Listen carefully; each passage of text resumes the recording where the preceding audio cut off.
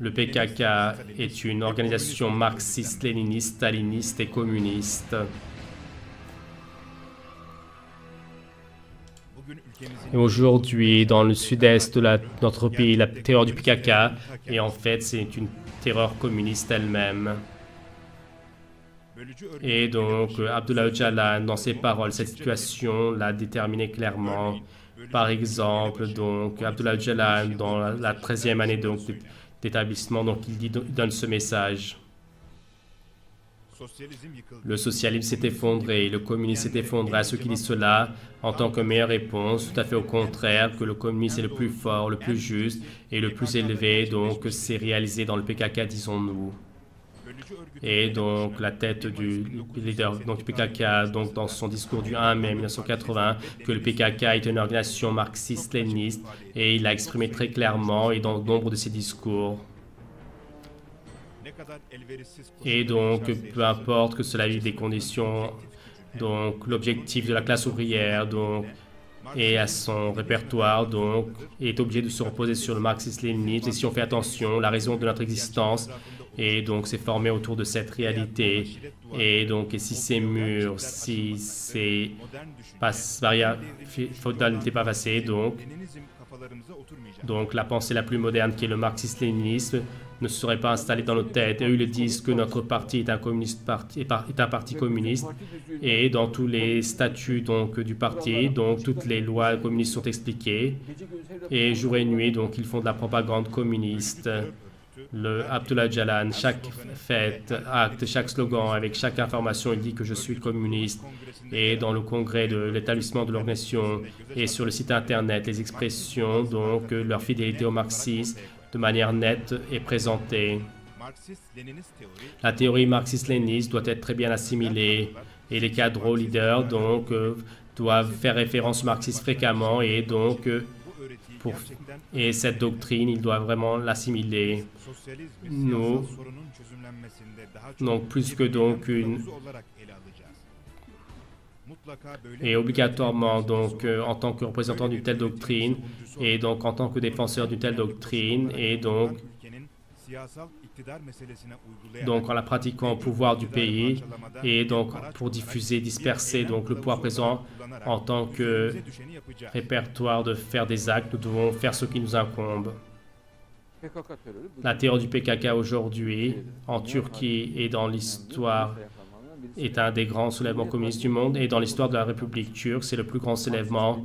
Donc, c'est un soulèvement marxiste-léniniste, staliniste, et donc l'organisation qu'elle a une structure marxiste-léniniste, que ce soit dans les réquisitoires des procureurs, que ce soit dans les rapports du MIT, renseignements généraux turcs, que ce soit dans les décisions des tribunaux, c'est fixe, et que les organisations dans leur drapeau qu'ils utilisaient pendant longtemps, donc le symbole du communisme, donc le marteau et la faucille, donc c'est suffisant pour prouver cela. Donc cet emblème ensuite, d'un point de vue stratégique et tactique, a été changé par l'organisation.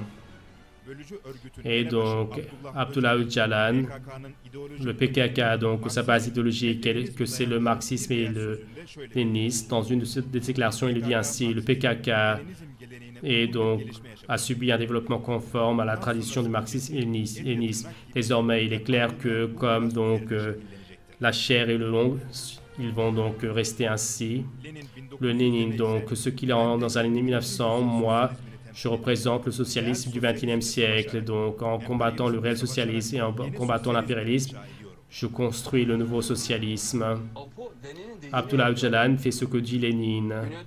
Et dans le sud-est de la Turquie, donc les communistes font dire ce que dit Lénine. Ils pratiquent la religion et la religion marxiste-léniniste, ils font l'adoration de celle-ci. Voici le fait. Et donc Abdullah Öcalan, parle donc des... Et donc Marx et Engels, et donc son génie théorique politique, léniniste, son praticien pratique, Staline, Ho Chi Minh et Mao, et donc beaucoup de héros qui marchent sur leur chemin. Donc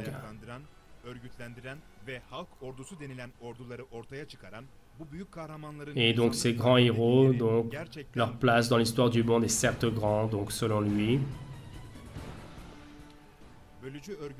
Et Abdullah Öcalan, donc tout comme les leaders communistes dont il est, et donc il est du côté de pratiquer la terreur et la violence, car donc leur idéologie donc, communiste sur laquelle ils reposent, le marxisme-léninisme et le darwinisme, ordonnent cela.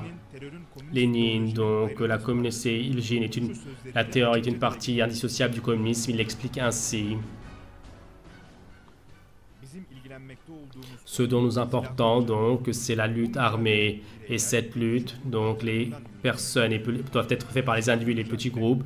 La lutte armée, donc, doivent être divisées vers deux objectifs. D'abord, donc cette personne, aux personnes, aux leaders et à l'armée et aux policiers, donc pour objectif de leur faire des complots. Deuxièmement, donc à la fois au gouvernement et également aux personnes privées, de mettre la main sur leurs sources financières. C'est-à-dire, bien sûr, il dit que nous allons tout bombarder, nous allons tuer les gens, nous allons verser le sang.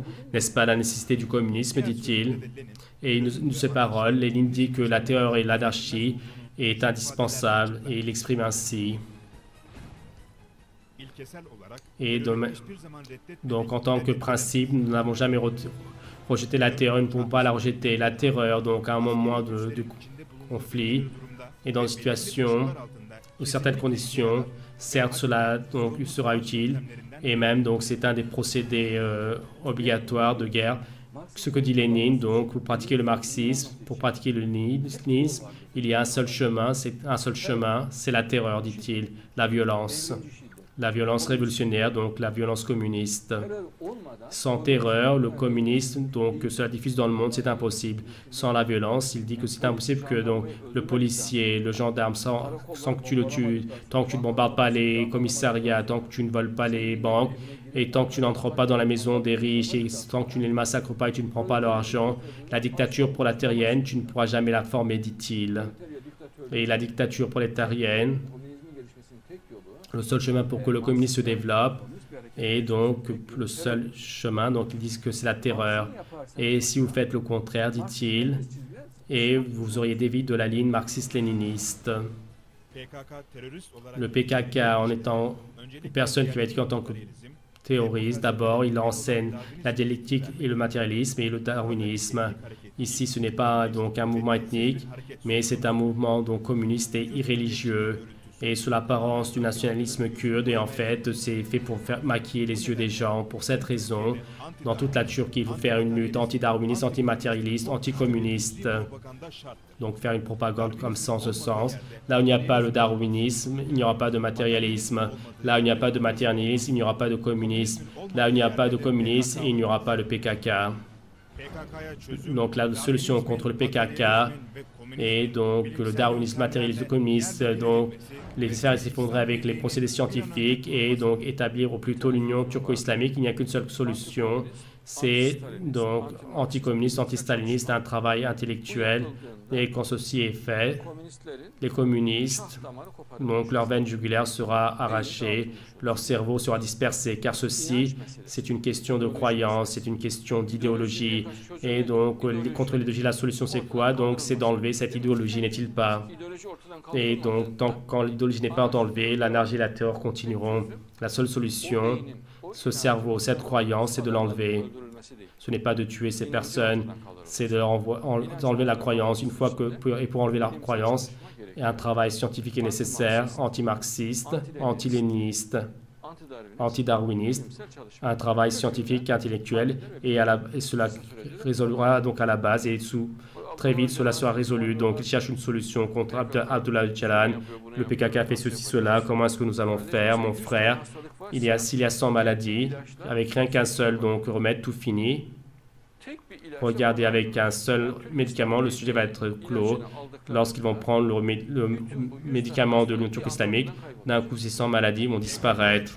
La solution contre le PKK, c'est d'un point de vue, donc, avec des procédés scientifiques et intellectuels, et établir au plus tôt l'Union turco-islamique.